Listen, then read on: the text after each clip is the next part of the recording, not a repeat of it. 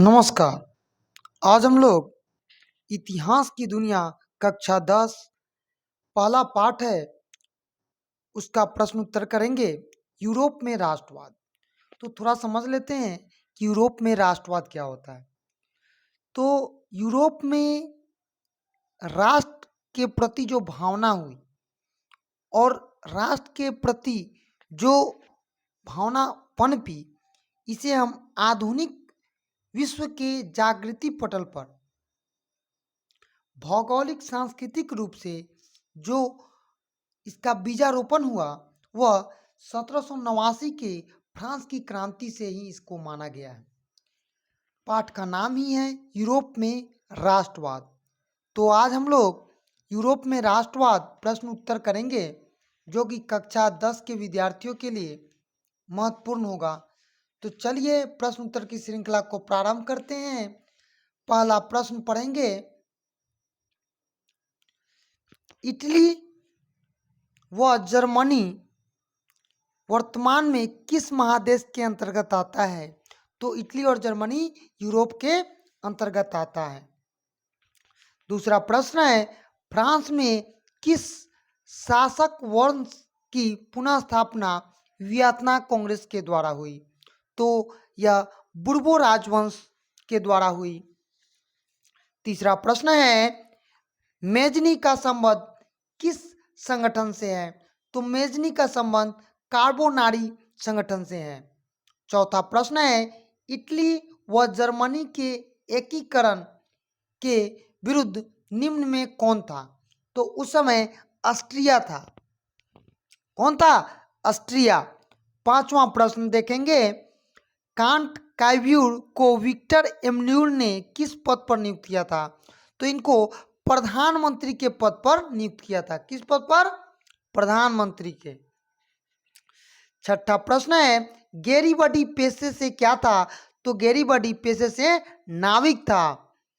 सातवां प्रश्न है, जर्मन राज्य का निर्माण किसके द्वारा किया गया था? तो नेपोलियन बोनापार्ट के द्वारा किया गया था।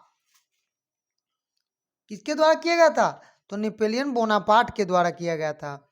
और आठवां प्रश्न है, जलवेरिन एक संस्था थी। तो यह व्यापारियों की संस्था थी, जिसे हम जलवेरिन के नाम से जानते हैं। आगे प्रश्न है, रक्त और लौह की नीति का अवलंबन किसने किया था? तो बिस्मार्क का यह शब्द है। आपसे पूछा जा सकता है कि रक्त और लौह का नीति अपनाया किसने था? तो बिस्मार्क ने। आगे प्रश्न है, फ्रैंकफर्ट की संधि कब हुई? फ्रैंकफर्ट की संधि तो यह 1871 में हुई। आगे प्रश्न है, यूरोप वासियों के लिए किस देश का साहित्य व ज्ञान विज्ञान प्रेरणा स्रोत था? तो यूनान के लोगों के लिए। और आगे प्रश्न है, 1829 का एंड्रूनिपुल की संधि किस देश के बीच हुई थी? तो आपको पता होगा, तुर्की के बीच हुई थी। अब हम लोग लघुत्तरीय प्रश्न करेंगे, राष्ट्रवाद क्या है? तो याद रखिएगा, राष्ट्रवाद प्रश्न का उत्तर है, राष्ट्रवाद एक ऐसी भावना है जो किसी विशेष भौगोलिक सांस्कृतिक या सामाजिक परिवेश में रहने वाले लोगों में एकता का भावना बनाती है। और राष्ट्र का मतलब होता है देश, और वाद का मतलब होता है एक तरह से क्रांति बनी, और उसी क्रांति को हम राष्ट्रवाद के रूप में जानते हैं।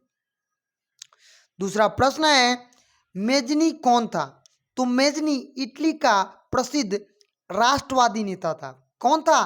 तो मेजनी राष्ट्रवादी नेता था। क्या था? राष्ट्रवादी नेता था। साहित्यकार भी था, गणतांत्रिक विचारों का वह समर्थक भी करता था, और मेजनी एक योग्य सेनापति भी था। इस तरह से मेजनी के बारे में हम समझे हैं। तीसरा प्रश्न है, जर्मनी के एकीकरण की बाधा क्या थी? तो जर्मनी उस समय 300 छोटे छोटे राज्यों में विखंडित था। पहला है। दूसरा है, राष्ट्रीयता की भावना का अभाव था। वहाँ के जो लोग थे उनमें राष्ट्रीयता की भावना नहीं थी और वह टुकड़ों में बटा था। क्या था? टुकड़ों में बटा था। मेटरनिक का ही प्रतिक्रियावादी नीति और ऑस्ट्रिया का हस्तक्षेप नीति, अधिक सामाजिक और राजनीतिक क्षेत्रों में अभाव, इस तरह से यह जर्मनी के एकीकरण में बाधक था।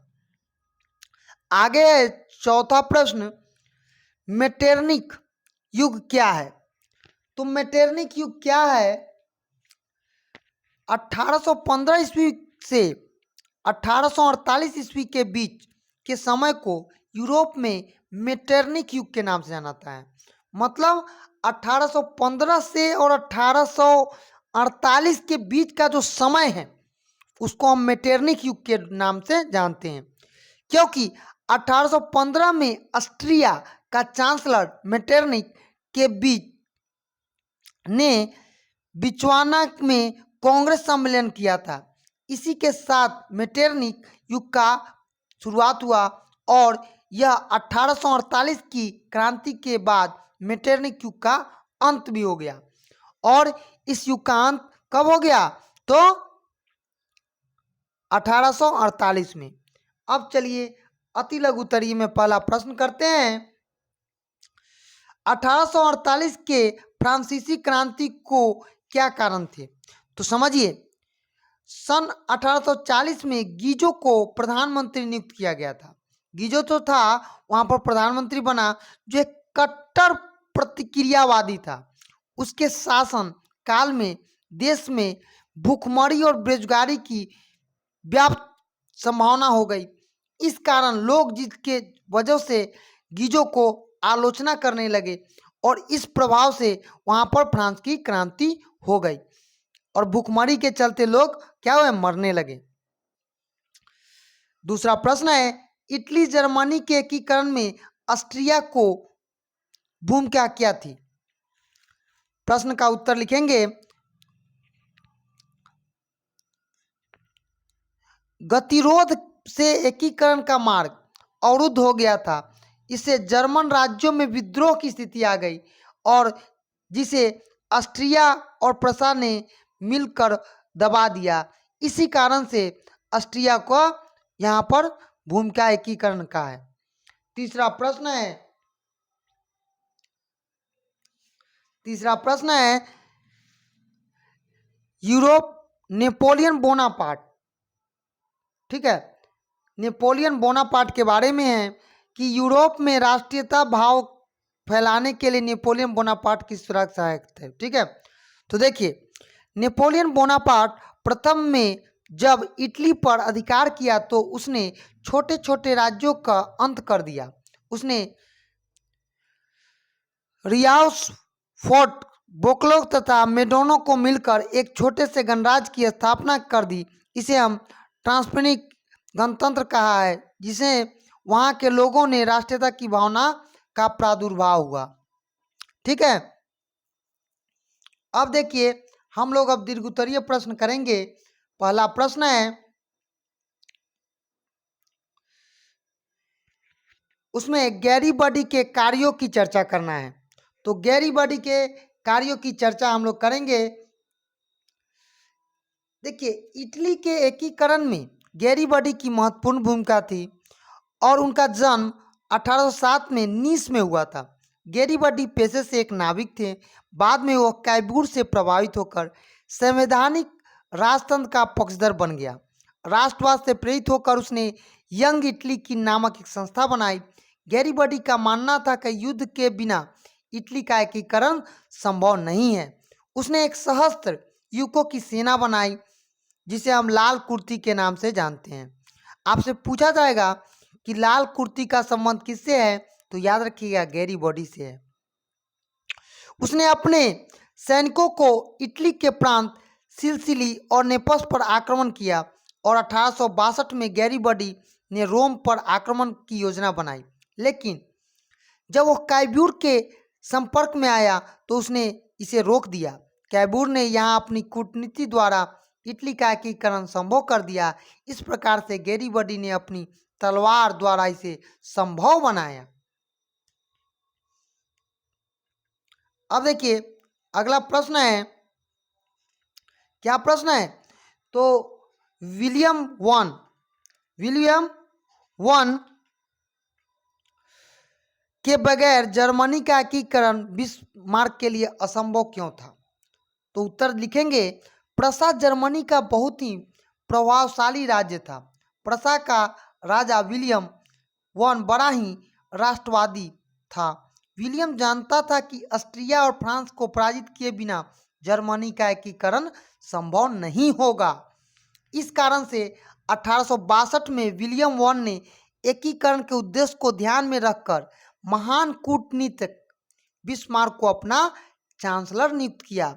बिस्मार्क का मानना था कि जर्मनी की समस्या का समाधान प्रसा के नेतृत्व में रक्त और तलवार की नीति से होगा। बिस्मार्क ने जर्मनी के एकीकरण के लिए 3 युद्ध किए और जर्मनी को विश्व के मानचित्र पर स्थान दिलाया। अतः अगर विलियम वन बिस्मार्क को चांसलर न बना होता तो उसके लिए जर्मनी का एकीकरण संभव नहीं हो पाता, और उन्हीं के द्वारा यह क्या हुआ, संभव हुआ। और बिस्मार्क ने क्या किया, तो रक्त और लौह की नीति अपनाई थी। अब हम लोग दीर्घोत्तरीय प्रश्नों को करेंगे। सबसे पहला प्रश्न है, इटली का एकीकरण। इटली का एकीकरण में मेज़नी, कैब्यूर और गैरीबडी के योगदानों की चर्चा करना है। जैसा कि आप जानते हैं, मेज़नी को इटली के एकीकरण का पैगंबर भी कहा जाता है। वह एक दार्शनिक, लेखक, राजनेता, गणतांत्रिक समर्थक था। वह कर्मठ कार्यकर्ता भी था। 1805 में सार्डिनिया के जेनोआ नगर में हुआ और 1815 में जब जेनोआ का पीरमैंड अधीन कर लिया तब उसका विरोध करने वाला मेज़नी ही था। राष्ट्रीयता की भावना से प्रेरित होकर उसने एक गुप्त क्रांतिकारी संगठन कार्बोनारी का सदस्य ग्रहण कर लिया। अपने स्वतंत्रतावादी उद्देश्यों के प्रचार के लिए मेज़नी ने 1813 में माइस में यंग इटली नामक एक संस्था बनाई, जो कि 1834 तक बर्न के यंग यूरोप की सदस्यता स्थापित की। उनका सदस्य युवाओं को बनाया गया। मेज़नी अंततः प्रभावित होकर सिद्धांतों में विश्वास रखता था। इस तरह से यह मेज़नी के बारे में है। अब हम लोग कैंट कैब्यूर के बारे में पढ़ेंगे। तो उसका उद्देश्य जो था, ऑस्ट्रिया के प्रभाव से टली और मुक्त करवाना, एक संपूर्ण इटली का एकीकरण करना मेज़नी का मानना था। जब कांट कैब्यूर का जन्म 1819 में हुआ, उनका मानना था कि इटली के एकीकरण के लिए आर्थिक उन्नति और सैनिक शक्ति अनिवार्य है। एक एकीकरण, विश्वास, सहायता और अन्य विदेशी सैनिकों के साथ ऑस्ट्रिया की बाहर निकालना संभव नहीं था। कैब्यूर की कूटनीति के द्वारा इसका विचार संभव किया गया और 1852 में सार्डिनिया के राजा विक्टर लियोन ने कैब्यूर को प्रधानमंत्री नियुक्त किया। गैरीबॉडी का योगदान। इटली के एकीकरण में गैरीबॉडी का बहुत बड़ा योगदान है। उनका जन्म 1807 में नीस में हुआ। गैरीबॉडी पेशे से एक नाविक था तथा बाद में कैब्यूर से प्रभावित होकर संवैधानिक राजतंत्र के पक्षधर बन गया और राष्ट्रवाद की प्रेरणा से यंग इटली का सदस्य भी बना। इनके द्वारा इटली के एकीकरण में बहुत बड़ा योगदान दिया गया। अब देखिए आगे प्रश्न है, जर्मनी के एकीकरण में बिस्मार्क की भूमिका। तो प्रसा के नरेश फ्रेडरिक विलियम चतुर्थ ने नेतृत्व में फ्रैंकफर्ट संसद में जर्मनी के एकीकरण के लिए भरकर प्रयास किया गया, परंतु यह सफल हो गया। यद्यपि जर्मन लोगों ने 1848 में पहली बार राष्ट्रीयता की भावना जागृत हो चुकी थी और राष्ट्र की भावना मध्यमिक वर्ग को बहुत अधिक प्रभावित किया और उसने एक नीति अपनाई, प्रसा के नेतृत्व में एकीकरण।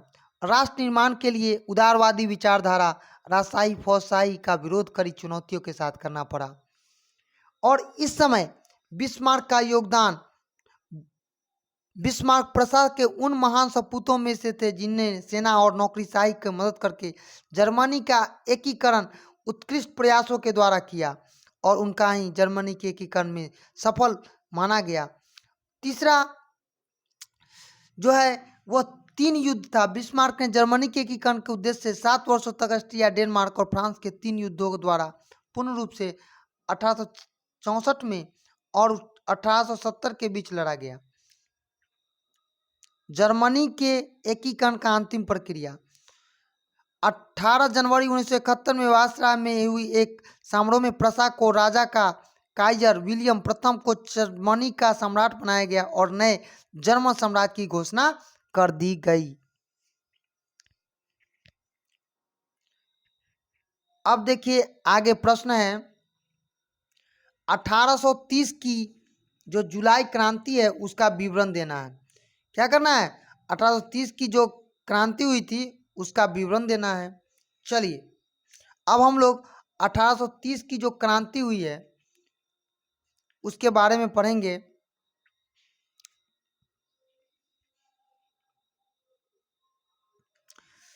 उससे पहले प्रश्न है राष्ट्रवाद के उदय का यूरोप और विश्व पर क्या प्रभाव पड़ा। तो देखिए 18वीं शताब्दी में और 19वीं शताब्दी में यूरोप में जिन राष्ट्रों की लहर चली थी उसे व्यापक दूरगामी प्रभाव पड़ा। सबसे पहला प्रभाव क्या पड़ा? तो राष्ट्रीयता की भावना से प्रेरित होकर अनेक राष्ट्र क्रांति की ओर अग्रसर हो गए। दूसरा, यूरोप में राष्ट्रवाद के विकास का प्रभाव एशिया अफ्रीका पर भी पड़ा। तीसरा, भारतीय राष्ट्रीयवादी यूरोपीय राष्ट्रवाद से प्रभावित हुए। मैसूर के राजा जो टीपू सुल्तान थे फ्रांसीसी क्रांति से प्रभावित होकर जैकोबिन क्लब की स्थापना की। चौथा, धर्म सुधार आंदोलन द्वारा भारतीय नेताओं ने राष्ट्रवादी भावना जागृत की। पांचवा, राष्ट्रवाद के विकास के लिए प्रतिक्रियावादी शक्ति को निरंकुश शासकों का प्रभाव। और पांचवा, राष्ट्रवाद के विकास में प्रतिक्रियावादी राष्ट्रों को निरंकुश शासन के प्रभाव को कमजोर करना और राष्ट्रवाद का नकारात्मक प्रभाव न पड़े 19वीं शताब्दी के गोलार्ध में यह भावना बताना। राष्ट्रवादी प्रवृत्ति में समाजवादी प्रवृत्ति को बढ़ावा देना और एक अनेक सारी जैसे जर्मनी, फ्रांस, इंग्लैंड, रूस, यहाँ तक अमेरिका के साम्राज्यवादी उपनिवेश दौरे में संलग्न हुए। इस तरह से यह प्रवृत्ति ओटोमन साम्राज्य के लिए क्या हुई? प्रभावित की। अब हम लोग 1830 में जो क्रांति हुई जिसे हम जुलाई क्रांति के नाम से जानते हैं इसके बारे में पढ़ेंगे। और यह बार बार प्रश्न आता है कि 1830 की जो जुलाई क्रांति थी क्यों हुई। तो 1830 की जो जुलाई क्रांति थी वह चांद दशम के समय हुई। उस समय फ्रांस के क्रांति की ज्वाला भड़क उठी। 18वीं शताब्दी में वहाँ का राजा जो था वह बदले परिस्थितियों को नहीं समझा। इस तरह से पुरानी व्यवस्था वहाँ पर थोपने का प्रयास किया।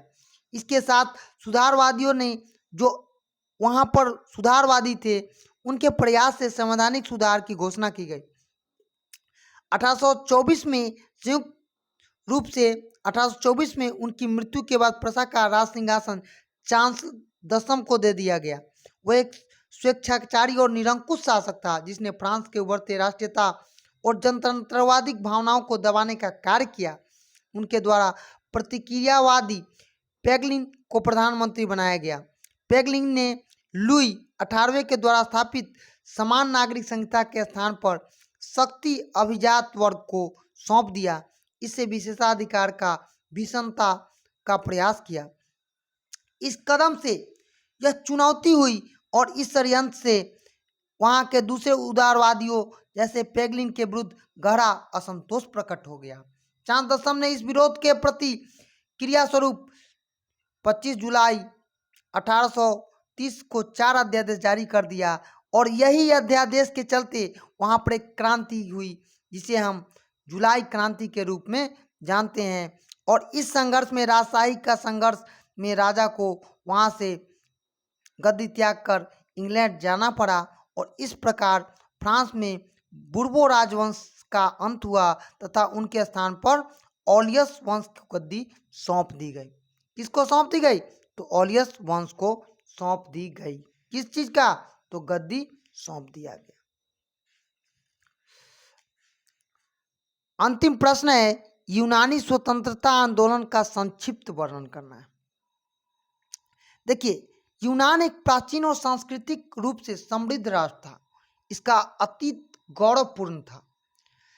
यहाँ पर क्यों ऐसा हुआ, तो इसको समझने के लिए हम 15वीं शताब्दी के यूनान ऑटोमन साम्राज्य के अंतर्गत आता था। इस साम्राज्य के अंतर्गत विभिन्न भाषा, धर्म और नस्ल के लोग निवास करते थे। तुर्की के ऑटोमन साम्राज्य के प्रति उनमें लगाव की भावना थी, क्योंकि यह तुर्की ने अपने साम्राज्य को आत्मसात करने का प्रयास किया। सबसे पहले यूनानी स्वतंत्रता आंदोलन का निम्न कारण, 18वीं शताब्दी के अंतिम चरण तक यूनान में राष्ट्रवादी भावना बलवती हुई। नेपोलियन के युद्ध के लिए विलियम कांग्रेस के विचारधारा को आगे बढ़ाया और राष्ट्रवादी भावना का विकास, धर्म की भूमिका को 18वीं शताब्दी के अंत तक यूरोप में राष्ट्रवादी आंदोलन का हुआ। इस तरह से दार्शनिक राष्ट्र प्रेम की भावना का प्रचार करते करते कॉन्स्टेंटाइन रिगार नाम का एक नेता ने गुप्त समाचार पत्रों को प्रकाशित कर यूनानियों में तुर्कियों के संदर्भ में एक भावना को उज्ज्वलित कर दिया और इस कारण से वहां पर क्या हुआ? संग्राम हुआ। यूनानियों के लंबे और कठिन संघर्ष के बाद ओटोमन साम्राज्य को अत्याचारी शासन से मुक्ति पाई। यूनान के स्वतंत्रता और प्रभुत्व राष्ट्र का उदय हुआ। यद्यपि यह स्वतंत्रता स्थापित नहीं हो सकी, परंतु यह स्वतंत्र राष्ट्र के उदय में मेटरनिक की प्रतिक्रियावादी नीति ने गहरी ठेस लगी। यूनानियों की विजय में 1830 की क्रांतियों को प्रेरणा मिली। बोस्का क्षेत्र के अन्य ईसाई राज्यों ने भी राष्ट्रवादी आंदोलन का आरंभ करने की चाह बढ़ी। इस प्रकार से आपका यह प्रश्न उत्तर पूरा खत्म हुआ। तो आज हम लोग बिहार बोर्ड कक्षा 10 जो कि यूरोप में राष्ट्रवाद है। आखिर यूरोप में राष्ट्रवाद आया क्यों? तो यूरोप एक देश है जो कि कहाँ है? तो यूरोप एक क्या है? देश है जो एक यूरोप महादेश में पड़ता है। और राष्ट्रवाद की भावना का जो उस समय राष्ट्र के विकास में और राष्ट्र के चीजों पर देखने को मिला था। इसलिए यह पूरा प्रश्न उत्तर आप देख रहे हैं। धन्यवाद।